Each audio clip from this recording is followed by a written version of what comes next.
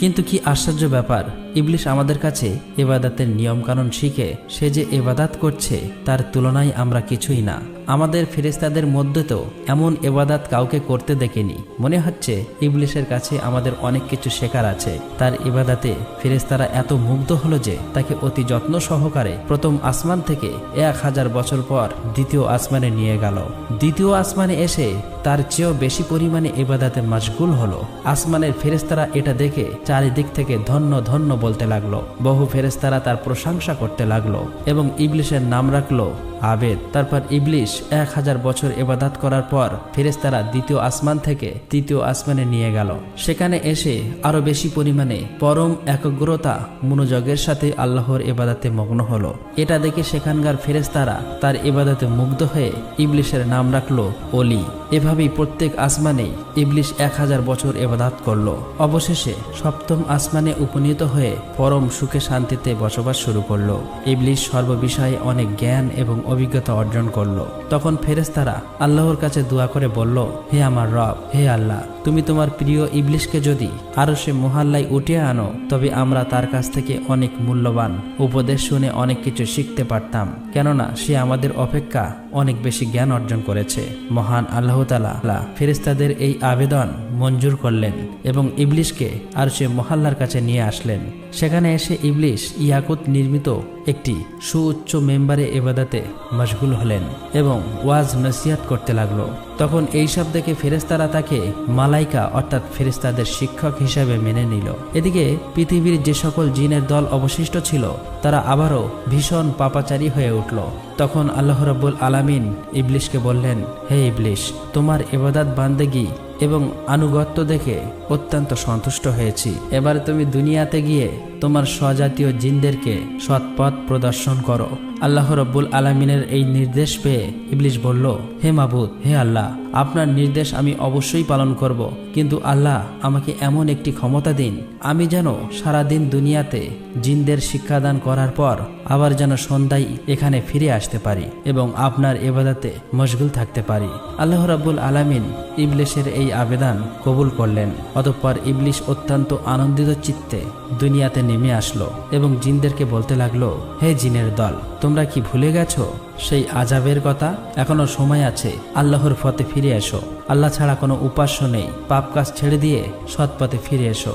এইভাবে বহুদিন পর্যন্ত তাদেরকে হেদায়েত করতে লাগলেন।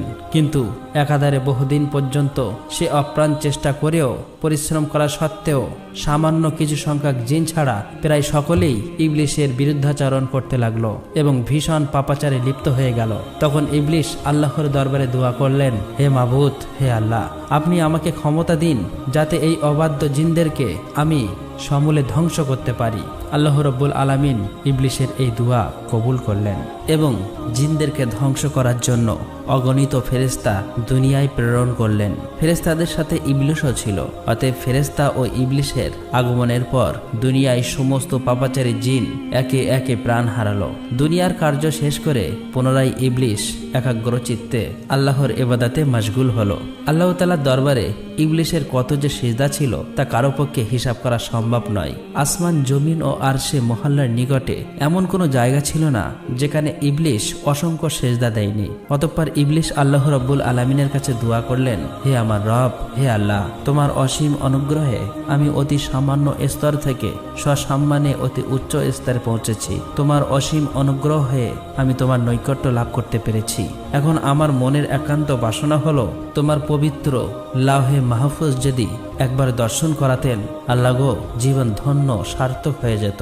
তুমি দয়া করে অনুগ্রহ করে আমার এই আকাঙ্ক্ষা পূর্ণ করো। মিকাইল ফেরেশতা এই নির্দেশ পাওয়ার সাথে সাথে ইবলিশকে নিয়ে লাওহে মাহফুজের নিকট নিয়ে গেল। ইবলিশ আল্লাহর অপূর্ব সৃষ্টি লাওহে মাহফুজের দিকে এক দৃষ্টিতে চেয়ে দোয়া পাঠ করতে লাগলো। হঠাৎ এক স্থানে চোখ পড়ল আর সেখানে লেখা আছে, আল্লাহর এক বান্দা 6 লক্ষ বছর পর্যন্ত আল্লাহর ইবাদত করবে, কিন্তু মহান আল্লাহর একটি আদেশ অমান্য করায় সে জান্নাত থেকে বিতাড়িত হবে আর ওই বান্দা আসমান ও জমিনের মালায়ন বা অভিশপ্ত নামে পরিচিত হবে। এটা দেখার পর ইবলিশ কেঁদে ফেলল এবং সেজদায় লুটিয়ে পড়ল।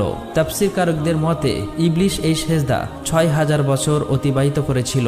6000 বছর পর ইবলিশ মাথা তুলে দেখতে পেল তার সিজদার জায়গায় লিখিত রয়েছে লাআনাতুল্লাহি আলা ইবলিশ, ইবলিশের উপরে আল্লাহর অভিশাপ বর্ষিত হোক। এটা দেখে ইবলিশ আল্লাহর কাছে দোয়া করল, হে আমার রব, এই ইবলিশকে আমি তাকে যথাযথ শিক্ষা দান করি। তার জবাবে মহান আল্লাহ তাআলা বললেন, অচিরেই তুমি তাকে দেখতে পাবে। এই কথা শুনে ইবলিশ সেখানে দাঁড়িয়ে 1000 বছর পর্যন্ত পাঠ করল লাআনাতুল্লাহি আলা ইবলিশ, অর্থাৎ ইবলিশের উপর আল্লাহর লানত বর্ষিত হোক।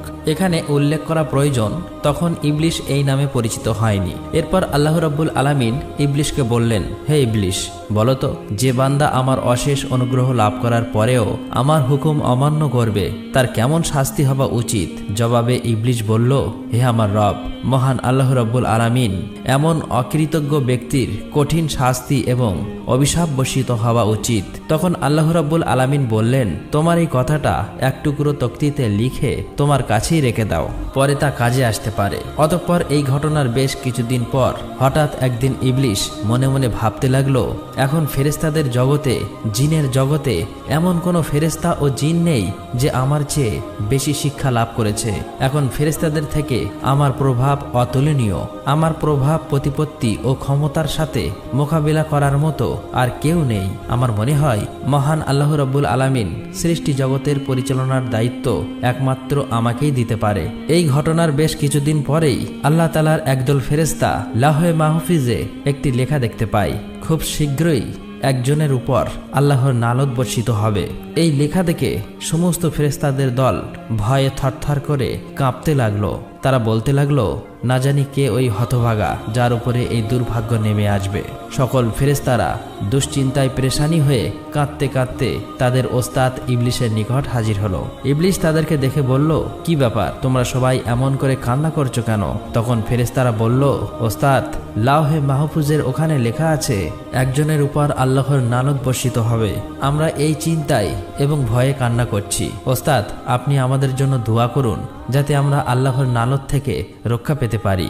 ইবলিশ ফেরেশতাদের এই সমস্ত কথা শোনার পর মুচকি হেসে আল্লাহ তাআলার দরবারে দোয়া করল, হে আমার রব, হে দয়াময় আল্লাহ তাআলা, তুমি এই ফেরেশতাদের কারোর উপর লানত দিও না। আল্লাহ রাব্বুল আলামিন সাথে সাথে ইবলিশের এই দোয়া কবুল করলেন।